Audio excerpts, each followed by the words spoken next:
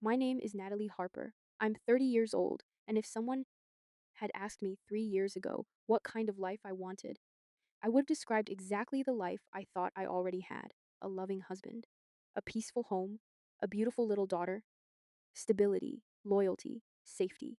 I believed marriage meant building a partnership where both people protected each other from the world outside. But what happens when the person who's supposed to protect you becomes the reason your home no longer feels safe? What happens when your husband slowly starts choosing someone else over his own wife and child again and again, until you barely recognize the family you built together? And before this story begins, I want to ask you something honestly. If your partner constantly placed their family above your emotional well being, how long would you tolerate it before walking away? Because I stayed far longer than I should have. And by the time I finally opened my eyes, the damage had already reached my daughter too. My name is Natalie Harper, and this is the story of how my marriage quietly collapsed right in front of me. While I kept pretending everything could still be fixed, I met my husband Mason Harper 9 years ago while working at a finance company in Portland, Oregon. Back then, Mason was the kind of man who made everyone around him feel calm. He was confident without arrogance, thoughtful without trying too hard, and emotionally attentive in ways that felt rare. During our relationship, he constantly made me feel like I mattered. He brought coffee to my office during long shifts, remembered tiny details from conversations, sent random good morning texts even after years together. When he proposed beside the Columbia River during a winter trip to Hood River, I genuinely believed I was marrying my best friend. And for a while, AB was happy. After getting married, we bought a modern 2 story home outside Portland with large windows overlooking tall pine trees and quiet streets. 3 years later, our daughter Sophie was born, and for a time, life felt complete. I reduced my work schedule to part time consulting so I could spend more time raising her, while Mason continued climbing professionally at his accounting firm. But somewhere along the way, things slowly changed. Not dramatically, not all at once, just small, uncomfortable shifts that eventually became impossible to ignore. And almost every problem somehow involved Mason's younger sister, Chloe. Chloe Harper was 23 years old, 6 years younger than me, impulsive, emotionally immature, and completely dependent on Mason despite being an adult. From the beginning, I tried hard to welcome her warmly into our lives. Mason always described her as sensitive and misunderstood, explaining that their parents favored their older siblings growing up, so he felt responsible for protecting her emotionally. At first, I admired that loyalty. Eventually, it destroyed our marriage. Chloe started visiting constantly without warning.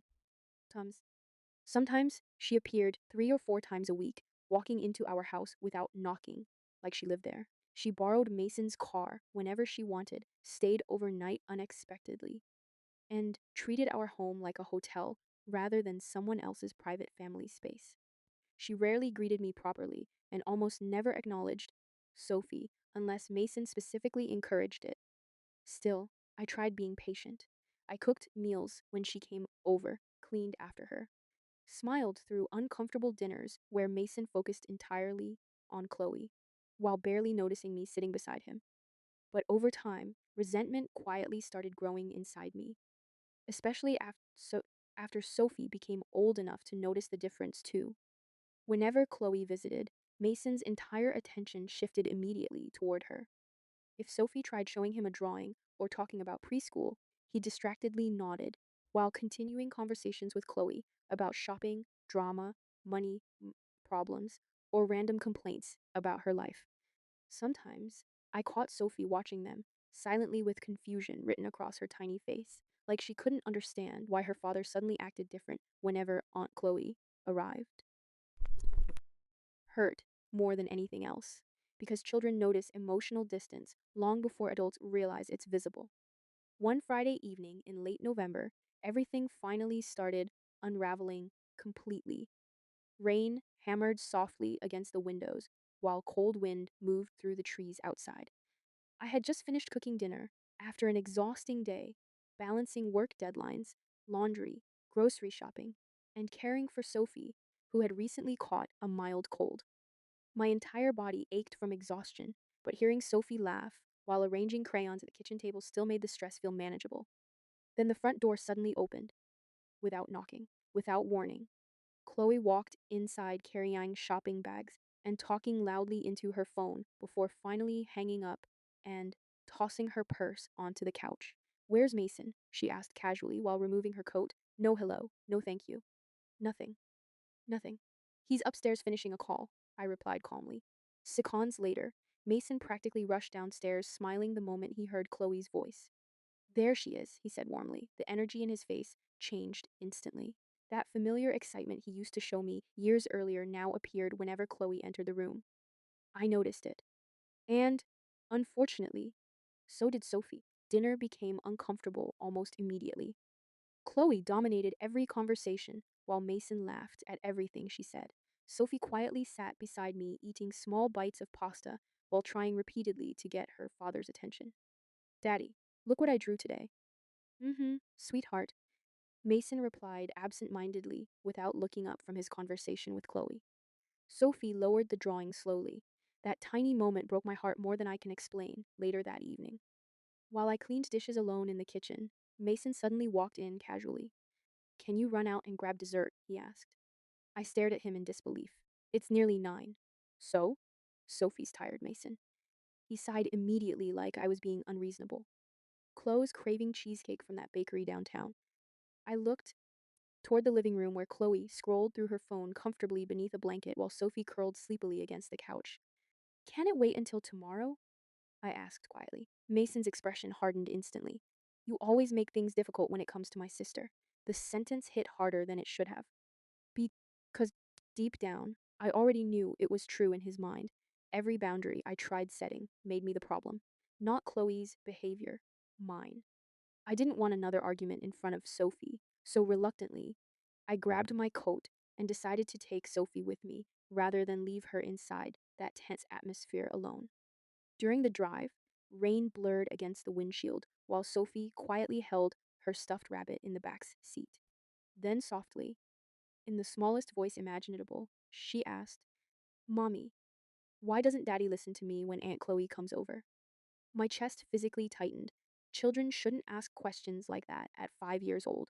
I forced a smile through the ache building in my throat. He loves you very much, baby. But even saying the words felt dishonest. When we returned home with cheesecake and strawberry cupcakes for Sophie, things somehow became even worse. The moment Chloe saw Sophie's cupcake box, her eyes lit up. Ooh, those look better than cheesecake. Before I could react, Mason casually picked up Sophie's cupcakes and moved them toward Chloe.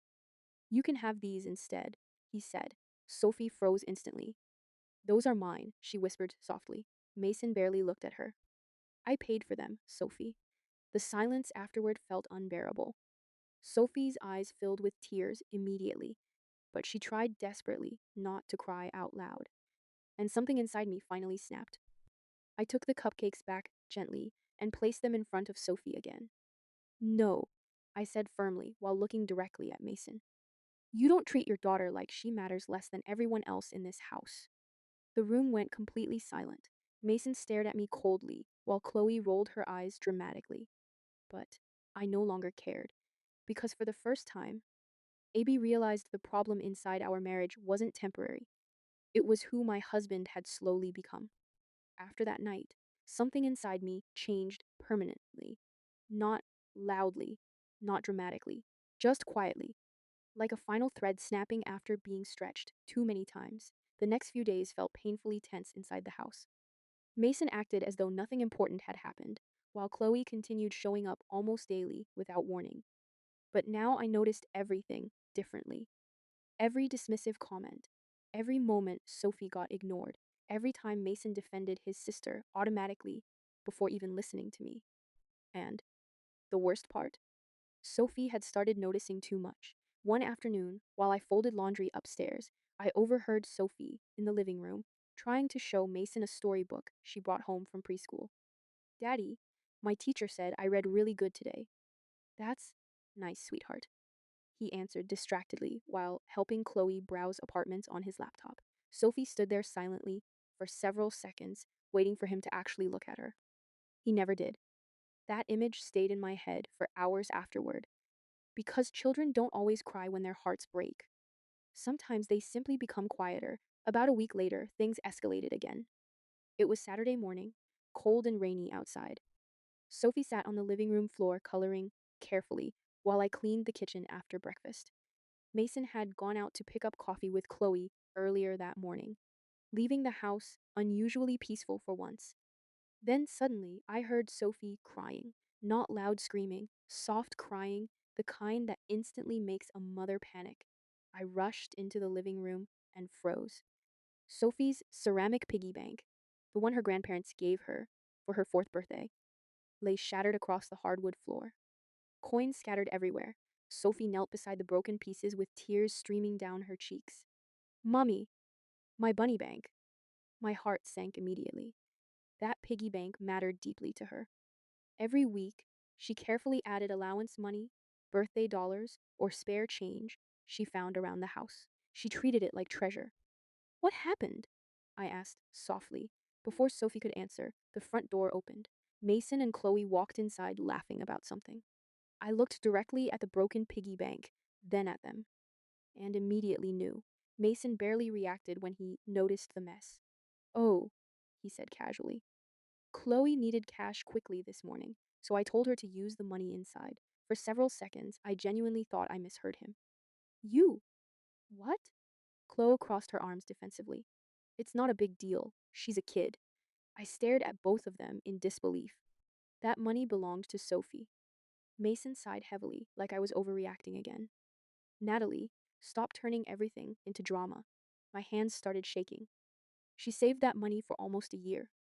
So, we'll replace it eventually. Meanwhile, Sophie stood there silently crying while clutching one of the broken ceramic pieces against her chest.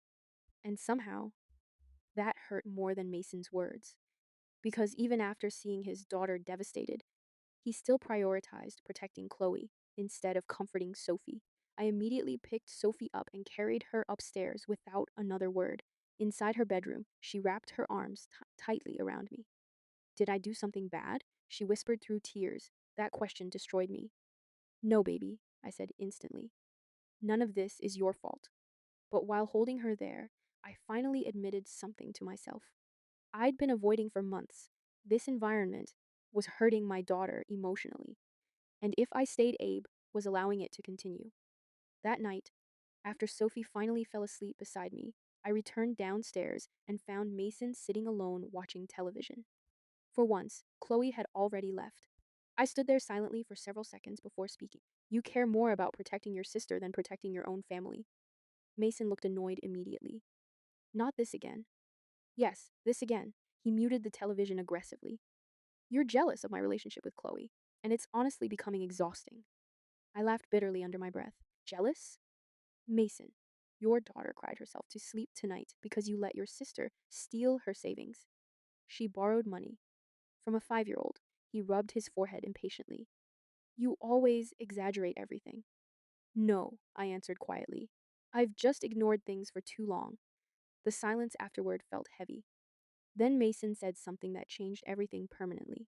If you hate living here so much, maybe you should leave for a while.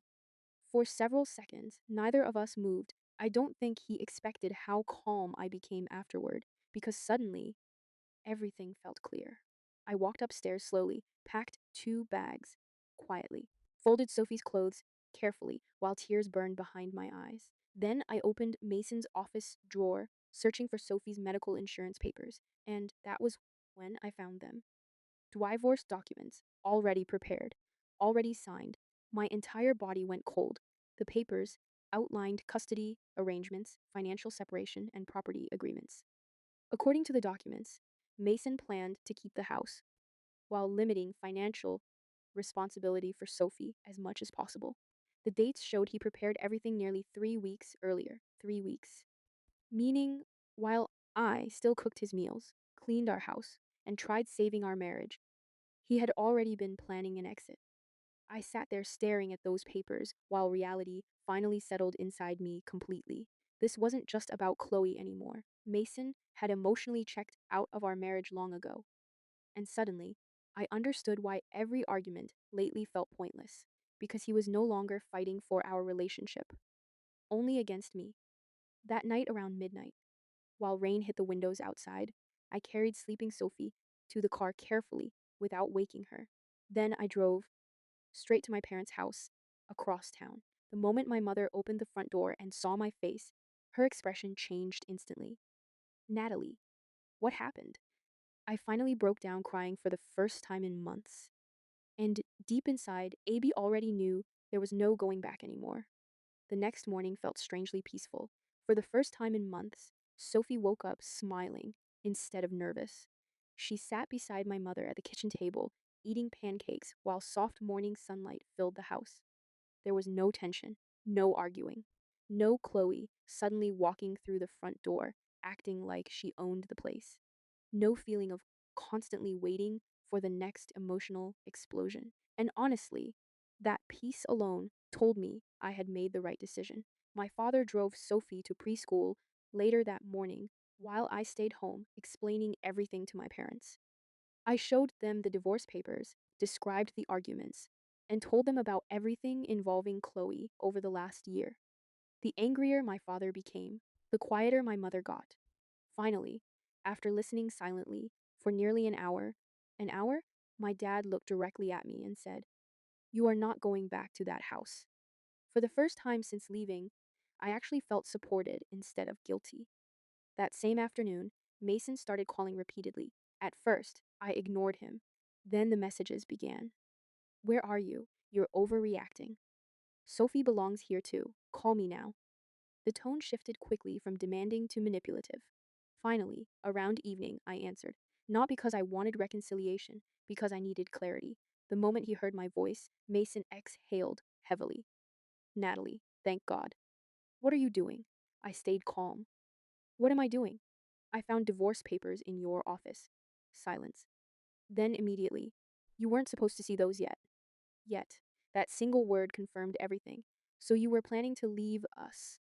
"It's not like that." "Then, explain it." Mason became frustrated almost instantly. "You've been impossible to live with lately." I actually laughed. "Impossible? Because I asked you to stop putting your sister above your daughter?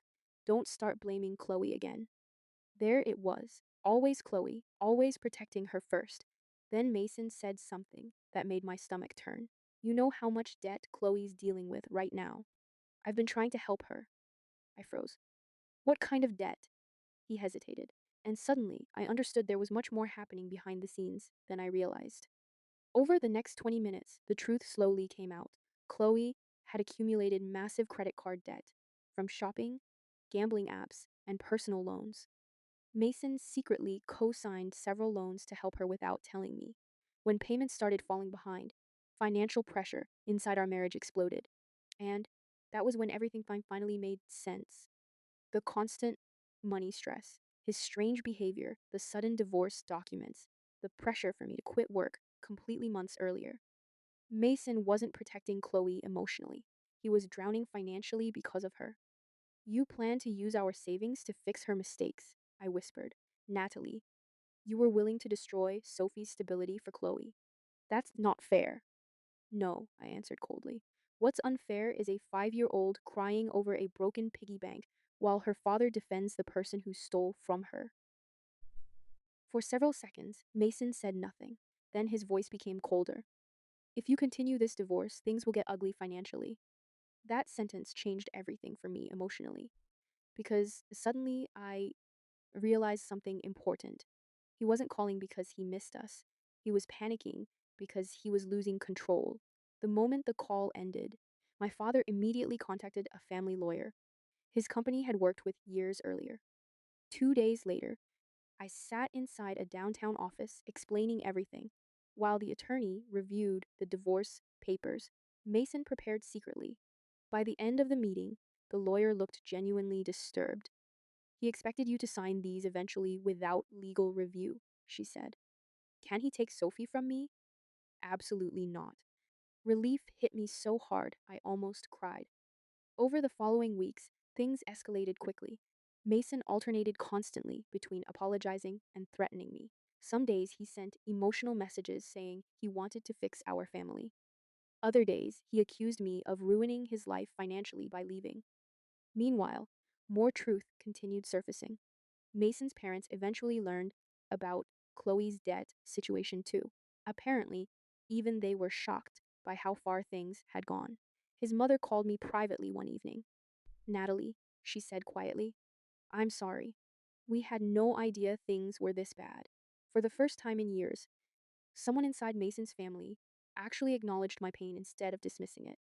That conversation mattered more than she probably realized. By that point, Sophie had already started adjusting beautifully to life at my parents' house. She laughed more, slept peacefully again. Even her preschool teacher mentioned noticeable improvement in her mood. One evening, while I tucked her into bed, she wrapped her tiny arms around me and whispered, I like it here better. My chest tightened immediately. Why, baby? Because nobody gets mad all the time anymore. Children always more than adults think. About 2 months after leaving, the divorce process officially began. And honestly, Mason looked exhausted during the first court meeting. Not angry, not confident, just tired. Like reality had finally started catching up with him. Chloe wasn't there. Apparently, even she had started distancing herself once the financial consequences became serious. The irony almost felt unbelievable. The person Mason sacrificed his marriage for was nowhere beside him once things collapsed. During mediation, his lawyer pushed for shared custody initially, but after reviewing financial records, debt history, and several documented incidents involving Sophie, the negotiations shifted quickly. Eventually, Mason agreed to monthly child support and limited custody arrangements. Not because he suddenly became generous, because he knew he was losing. The day everything finalized, I walked outside the courthouse, feeling emotionally drained but strangely free, like I could finally breathe fully again after years of tension. And, for the first time in a very long time, AB stopped feeling afraid of the future. After the divorce finalized, life slowly became quieter. Not perfect, not magically happy overnight, but peaceful. And after everything Sophie and I had lived through, peace felt more valuable than anything else. We stayed at my parents' house for several months while I rebuilt my finances and returned to full time work. Thankfully, the interior design company where I worked before marriage welcomed me back warmly. My old coworkers treated me like family. And for the first time in years, I started remembering who I was before my entire life revolved around keeping everyone else emotionally comfortable. I had forgotten how capable I used to feel, how independent, how confident. Marriage to Mason slowly erased parts of me without me even noticing. Not because he controlled everything directly, but because I spent years shrinking my own feelings to avoid conflict. I constantly adjusted myself around his moods, Chloe's problems, and the emotional tension inside our home until eventually I stopped recognizing my own needs completely. But now things were different. Every morning, Sophie and I ate breakfast together peacefully before school. On weekends, we visited bookstores, parks, and small cafes downtown. Sometimes we stayed in pajamas all day, watching movies under blankets while rain hit the windows outside. Simple moments, healthy moments, the kind of childhood Sophie deserved all along. One evening, about 4 months after the divorce, Sophie and I returned home after dinner with my parents when I noticed a familiar car parked across the street. Mason. The moment Sophie recognized it, she became quiet instantly. That alone broke my heart. I walked toward him carefully while Sophie stayed inside with my mother. Mason stepped out slowly, and honestly, he looked completely different, thinner, exhausted, older somehow. For several seconds, neither of us spoke. Then finally, he looked down and said quietly, I lost everything. I didn't answer, because part of me still remembered all the nights I cried alone while he ignored our daughter to protect Chloe repeatedly. Eventually, he continued speaking. Chloe moved to Arizona last month. The irony hit me immediately after everything. After the money, the fights, the destruction of our marriage. She left anyway. She stopped answering my calls after the debt situation got worse, he admitted bitterly. I stayed silent because deep down, I think he already understood what I was thinking. He destroyed defied his family, protecting someone who disappeared the moment things became difficult. Mason looked toward the house quietly. Can I see Sophie? I hesitated. Not because I wanted revenge, but because trust doesn't rebuild simply because someone regrets hurting you. Still, Sophie deserved the opportunity to decide her own relationship with her father over time, so I nodded once. She's inside. Watching Mason sit awkwardly beside Sophie in the living room. That evening felt emotionally strange. He tried asking about school, friends, cartoons, little things he used to ignore constantly before the divorce. And Sophie answered politely, but carefully, like she no longer fully trusted him either. Children forgive slowly when emotional wounds run deep. Before leaving, Mason stopped near the front door, then quietly said something I never expected. You were right about everything. For years, those words were all I wanted to hear. But standing there in that moment, they no longer mattered the way I thought they would, because healing had already started without his apology. I hope you figure your life out, I said calmly. And for the first time since meeting him, AB truly meant goodbye. Over the next year, life continued improving slowly. I saved enough money to rent a beautiful townhouse near Sophie's new school. I rebuilt friendships neglected during marriage, started traveling again, began decorating homes for high end clients through my company, and eventually earned a promotion managing luxury projects across Oregon. Meanwhile, Sophie blossomed emotionally in ways that made every painful decision worth it. Her, teach- her teachers described her as happier, more confident, more social. She laughed freely again. And most importantly, she stopped asking why her father ignored her. One rainy evening, almost 2 years after leaving Mason, I found an old family photograph buried inside a storage box while unpacking decorations. It showed all four of us standing together, smiling during a beach vacation. Me, Mason, Sophie, Chloe. For several long seconds, I stared at it quietly.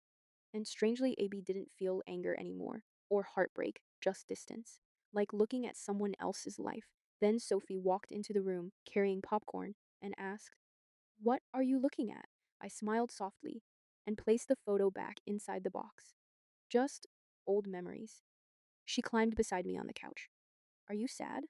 I looked at her carefully, at her peaceful little face, at the safe, calm life we rebuilt together after surviving everything. Then I answered honestly, No, baby. And for the first time, that answer was completely true.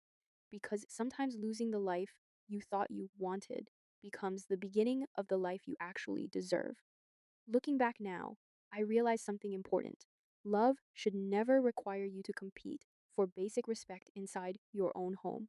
A partner who truly values you will protect your peace, not constantly ask you to sacrifice it for everyone else. And the moment your child starts feeling emotionally neglected inside the family meant to protect them, something has to change. Leaving was terrifying, but staying would have destroyed us slowly.